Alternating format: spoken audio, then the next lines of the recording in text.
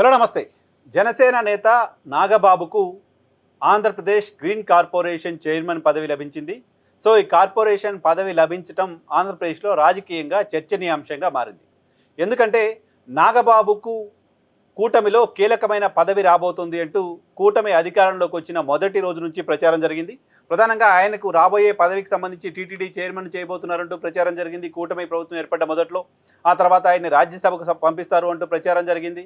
So ఈ ప్రచారాల నడుమ వైఎస్ఆర్ కాంగ్రెస్ పార్టీకి సంబంధించిన 3 రాజ్యసభ సభ్యులు రాజీనామా చేశారు. 2024లో కూటమి ప్రభుత్వం ఏర్పడిన తర్వాత ఆ 3 చోట్ల ఉప ఎన్నికలు జరిగాయి. ఆ 3 స్థానాలు కూటమికే దక్కబోయాయి. సో ఆ 3 స్థానాల్లో ఒక స్థానాన్ని జనసేన పార్టీ కేటాయించబోతున్నారు. అది నాగబాబుకే కన్ఫామ్ అయిపోయింది అంటూ వార్తలు వచ్చాయి. రేపో మాపో ప్రకటన ఉంటుంది అని భావిస్తున్న తరుణంలో ఆ 3ంటిలో 2ంటిని తెలుగుదేశం పార్టీ తీసుకుంది, ఒకటి భారతీయ జనతా పార్టీకి ఇచ్చింది. జనసేనకు స్థానాలేవి ఇవ్వలేదు. సో నాగబాబుకు మొండి చేయి అంటూ సోషల్ మీడియాలో చాలా పెద్ద ఎత్తున ప్రచారం జరుగుతున్న సందర్భంగా 2024 డిసెంబర్ 9వ తారీఖున తెలుగుదేశం పార్టీ ఒక పత్రికా ప్రకటన విడుదల చేసింది చంద్రబాబు నాయుడు గారి పేరుతో. సో ఆ పత్రికా ప్రకటన డిసెంబర్ 9, 2024న విడుదల చేసిన సందర్భంగా రాజ్యసభ సభ్యులుగా 3ని ఎంపిక చేస్తున్నాం. ఒకటి బీద మస్తాన్రావు, అలాగే సానా సతీష్, మరొకటి భారతీయ జనతా పార్టీ నుంచి ఆర్ కృష్ణయ్య రాజ్యసభ సభ్యుడిగా ఉంటారు.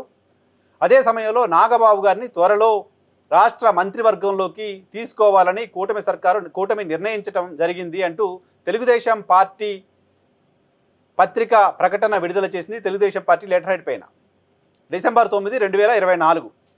సో ఆ ప్రకటన వచ్చిన తర్వాత రేపో మాపో నాగబాబు మంత్రిగా ప్రమాణ స్వీకారం చేస్తారు అంటూ భావించారు అంతా.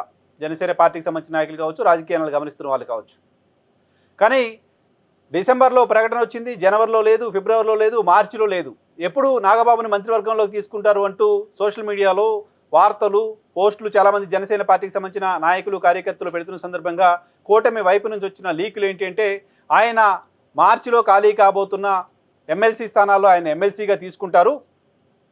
ఎమ్మెల్సీగా తీసుకున్న తర్వాత ఆయన్ను క్యాబినెట్లోకి తీసుకుంటారు అంటూ వార్తలు చూసాం. నిజానికి 6 నెలల తర్వాత అయినా ఆయన్ని ఎమ్మెల్సీగా తీసుకోవచ్చు. మంత్రిగా తీసుకున్న తర్వాత 6 నెలల సమయం ఉంటుంది ఎమ్మెల్యేగాను ఎమ్మెల్సీగాను ఎన్నిక అవ్వడానికి.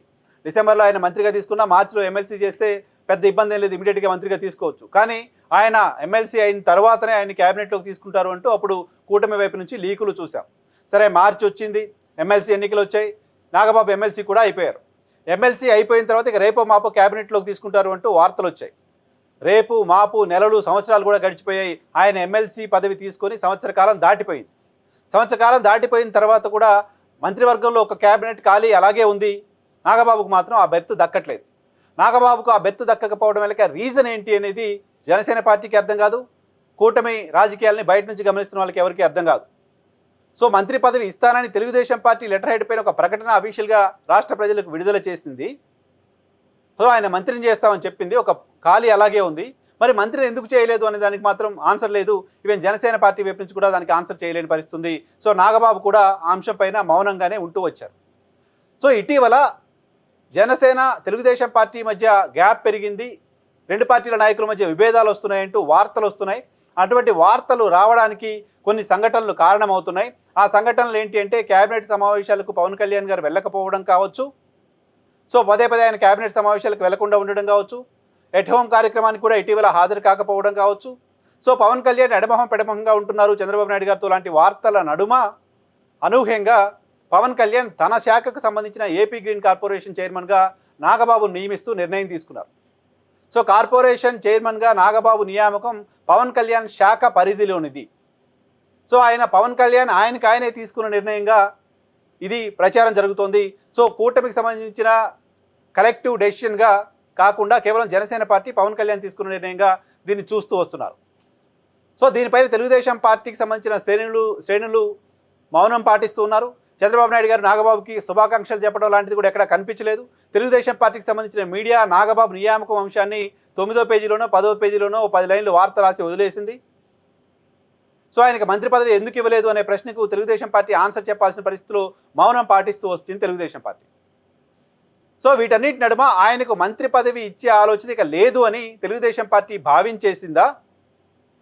తెలుగుదేశం పార్టీతో తాడో పేడో తేల్చుకోవాలని జనసేన అనుకుంటోందా? క్యాబినెట్ మంత్రి పదవి ఇవ్వకపోతే క్యాబినెట్ ర్యాంక్ నేనే ఇవ్వగలను అని పవన్ కళ్యాణ్ తెలుగుదేశం పార్టీ అధినేతకు చెప్పదలుచుకున్నారా? కారణం ఏదైనా ఈ నియామకం మాత్రం ఖచ్చితంగా కూటమిలో ఏదో జరుగుతుంది అని అనుకోవడానికి, అలా అనుకునే వాళ్ళ అభిప్రాయానికి మరింత బలం చేకూర్చేలా ఉంది.